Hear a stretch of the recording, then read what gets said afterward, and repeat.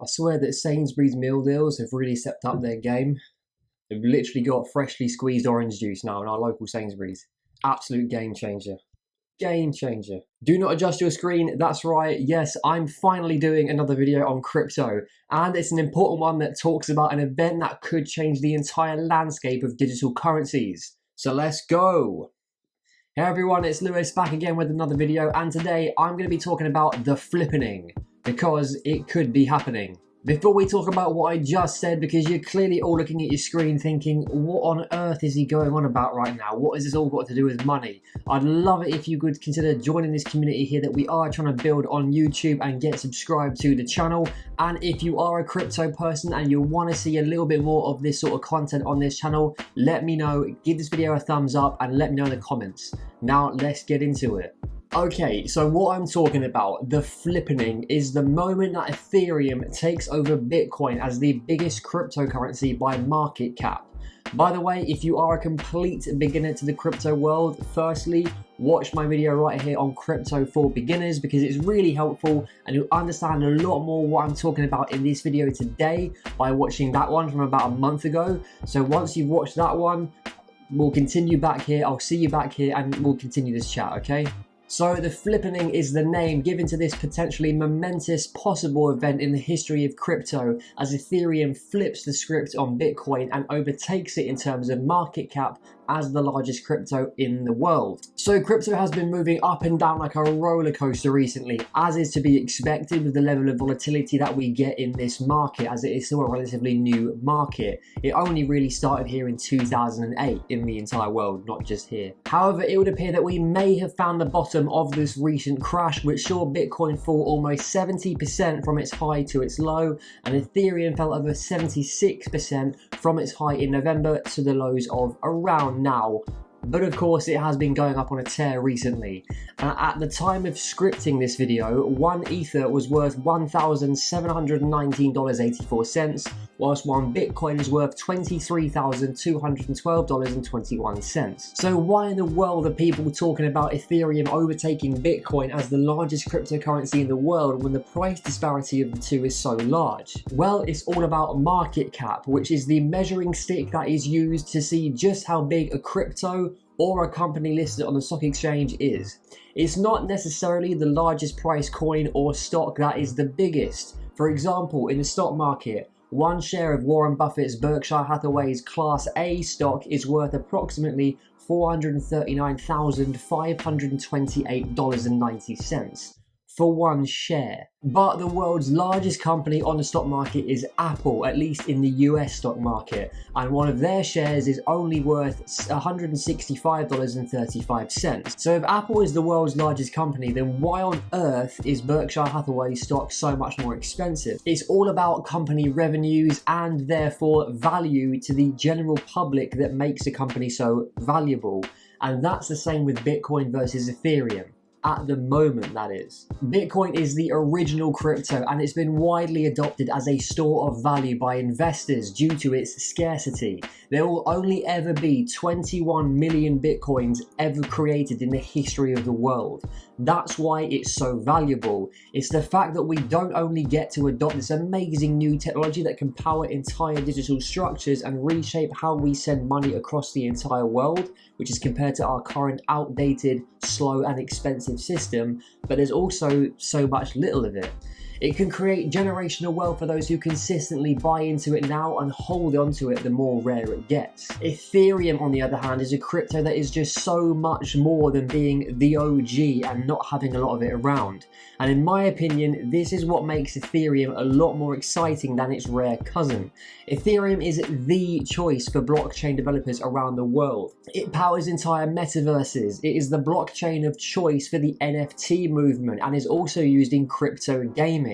You have to use ETH, Ether, which is Ethereum's digital currency, to buy NFTs, in-game currency or DLC, and literal houses and concert tickets within the metaverse. Now, recently in this latest crypto market rally that seems to be going on right now, Ethereum has been outperforming Bitcoin by quite a distance. In the past month, Ethereum has been up about 42.22%, whilst Bitcoin monthly increase lags way behind at only 11.37%. Even some stocks have outperformed that. So why has this been happening? Well, it's all because of a major change to the way Ether, the coin of Ethereum, is being mined in the future. Just like Bitcoin, Ethereum coins are currently mined using the proof of work method. In order to validate a cryptocurrency transaction using the proof of work, miners have to solve cryptographic puzzles against other miners in a sort of competitive platform. Once they do this, they earn block rewards. This method requires a lot of work and therefore a lot of energy and time to validate just one transaction. That might be that when you do go and invest into Bitcoin via somewhere like crypto.com, or you go to send a Bitcoin to a crypto.com exchange to a wallet, it can take quite a long time for that to happen. It isn't just instantaneous. It's also been in the headlines over the last year. The energy used for this kind of validation is not a good thing for the environment and the planet at all. And mining in this way uses more energy than the entirety of Switzerland. And also I think Argentina. Either way, I'll put the energy uses up here, right here, so we can all see it for ourselves. It's not good looking by the looks of things, as you can tell. And that is why China has completely banned crypto mining, which of course spelt very bad news for the crypto markets last year. As good as that orange juice is, it's very like, tart, as they say in America. So Ethereum is moving away from this validation method over to proof of stake, which is way less energy intensive, by up to 99.95% according to Ethereum's website. So firstly, it's great for the environment and the planet, of course, compared to proof of work. But what actually is proof of stake? It's a consensus mechanism which rewards those who simply hold the native coin of that crypto, in this case Ether, and stake it on the blockchain. You might see this being offered on crypto exchanges such as Coinbase and Crypto.com, where you can make some passive income by doing this. This vastly reduces the amount of actual work required to verify transactions in order to keep the overall blockchain secure. The efficiency of proof of stake also makes validating transactions a lot quicker. So as you can see, there are a lot of pros compared to the proof of work method, and it's an exciting time for Ethereum as it makes its transition to this new way of validation. Okay, but what about the flippening? Well, in order for this to happen, Ethereum needs to be more valuable than Bitcoin in terms of market cap that I talked about earlier. This is essentially Tesla trying to overtake Apple as the world's largest company on the stock market. In order to do that, it needs to do a lot more than just be a more expensive stock than Apple is. Now, people, especially Ethereum bulls, might well argue that Ethereum is more valuable to the world in terms of what it can do than Bitcoin. And I wouldn't really argue with you here. And in fact, I'd actually agree. However, with Bitcoin being the first and therefore the most popular, widely adopted cryptocurrency choice for investors who want to increase their overall net worth and their value, it's going to be difficult for Ethereum to buck this trend. This is especially when institutional investors such as Coinbase and BlackRock are actually allowing all of their customers to invest into Bitcoin much easier than it was before.